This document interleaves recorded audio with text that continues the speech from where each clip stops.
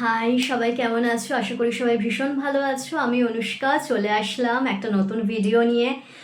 অনেক দিন বিশ্বাস করো কোনো ভিডিও দিতে পারিনি। তার একটা বিশেষ কারণ ছিল, কারণ তোমরা জানো আমি একটু আধটু লেখালেখি করি। এর আগে আমার দুটো বই প্রকাশিত হয়েছে এবং আমার আরেকটা বইয়ের লেখালেখি চলছিল। এই আজকেই আমি শেষ করলাম, কিন্তু সেই বিষয়ে কোনো কথা বলবো না, কারণ ওটা টপ সিক্রেট। এখন আমি যখন ভিডিও নতুন আপলোড করার কথা ভাবছিলাম, নতুন কোনো টপিক খুঁজছিলাম, আমি মাকে বললাম কি মা আমার একটা নতুন টপিক লাগবে, কি নিয়ে আমি ভিডিও আপলোড করব। মা তখন বলল এখন ওই চিন্তাটা ছাড়, তোর একটা লেখা কমপ্লিট হয়েছে, এখন চল আমরা একটু মুভি দেখে আসি।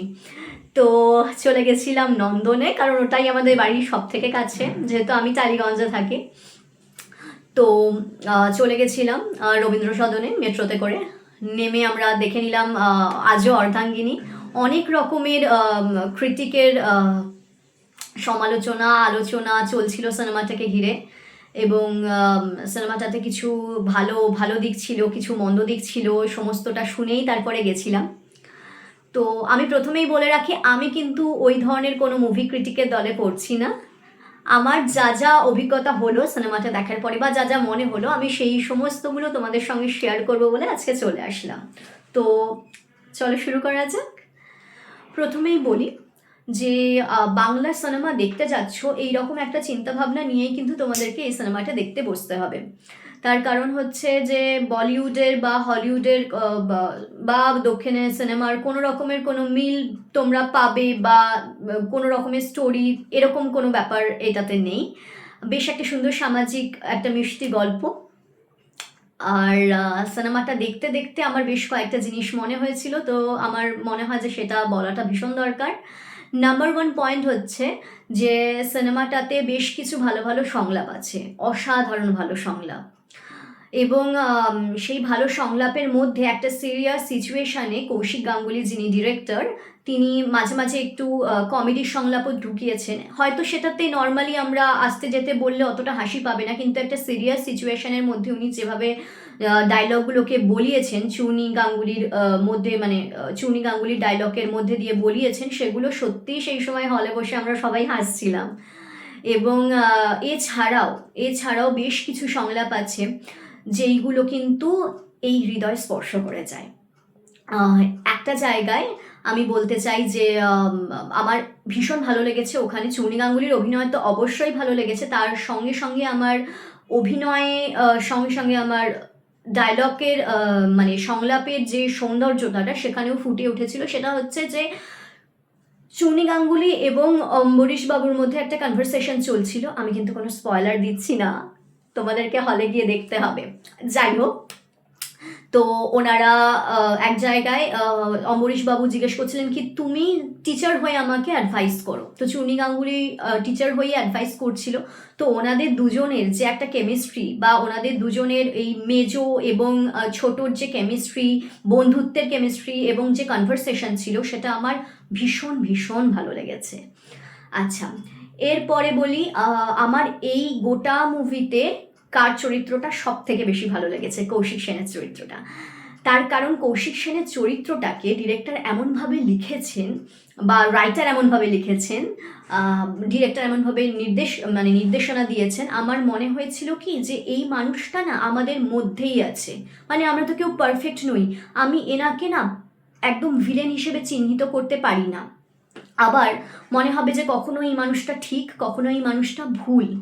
হ্যাঁ, তো একটা অদ্ভুত ডিলেমা কন্টিনিউয়াসলি চলতে থাকবে আমাদের ব্রেনের মধ্যে।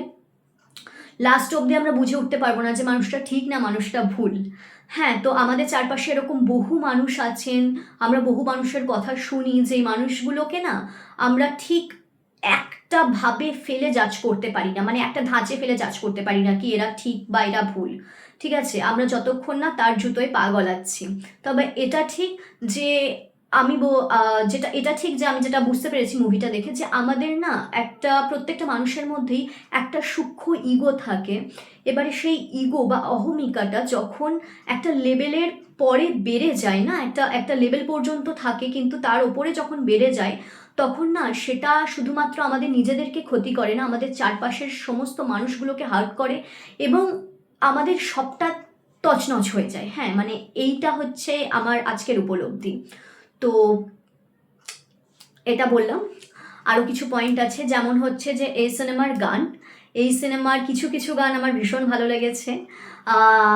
শুরুটা হয়েছিল ইমন চক্রবর্তীর গান দিয়ে। আমার তো অবশ্যই ইমন চক্রবর্তীর গান আমার ভীষণ ভালো লাগে।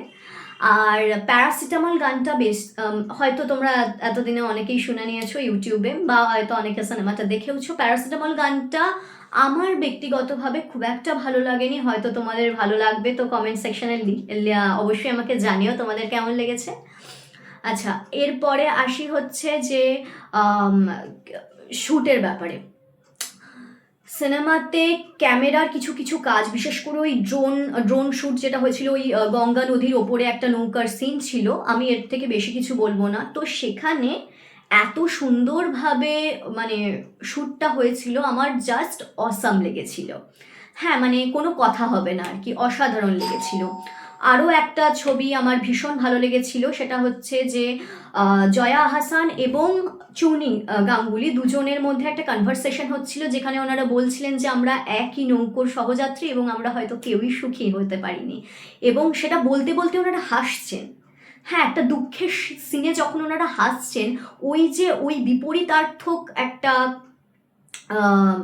ছবি বা একটা বিপরীতার্থক একটা সিন এখানে ক্রিয়েট হচ্ছে, যে কথার সঙ্গে অভিনয়ের যে বৈসাদৃশ্যটা, সেটাই হচ্ছে এই সিনটাকে সব থেকে বেশি আকর্ষণীয় করে তোলে। এবং সিনটা যখন মানে শেষ হলো, ওই সিনটা পার্টিকুলারলি ক্যামেরাটা যখন মুভ হলো, তখন ক্যামেরাটা মুভ হয়ে সোজা চলে গেল একটা নৌকোর মতন স্কাল্পচারে। হ্যাঁ, সেটা সম্ভবত ব্রোঞ্জ বা পিতল কিছু একটা দিয়েছিল আর কি ওই নৌকোর স্কাল্পচারটা। আমার ওইখানে ক্যামেরার কাজটা ভীষণ ভালো লেগেছে।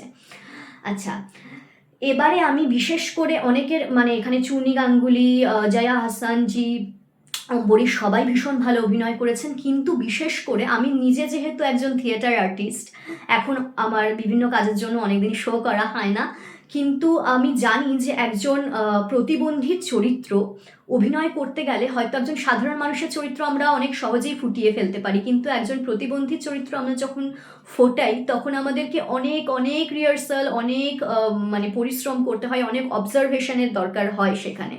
তো কৌশিক সেন যে একজন জাত অভিনেতা, উনি সেটা বুঝিয়ে দিয়েছেন। ওই স্ক্র্যাচ নিয়ে উনি হেঁটে হেঁটে, মানে গোটা সিনেমাটা শুরু থেকে শেষ অবধি, এবং সেইটা নিয়েই উনি একবার দুঃখ পাচ্ছেন, একবার কাঁদছেন, একবার রেগে যাচ্ছেন। মানে ওই একজন হ্যান্ডিক্যাপড মানুষ বা বিশেষভাবে সক্ষম মানুষ, তাকে কতটা অবজার্ভ করলে এই চরিত্রটাকে উনি ওনার ব্রেনে সেট করেছিলেন আমার মনে হয়েছিল।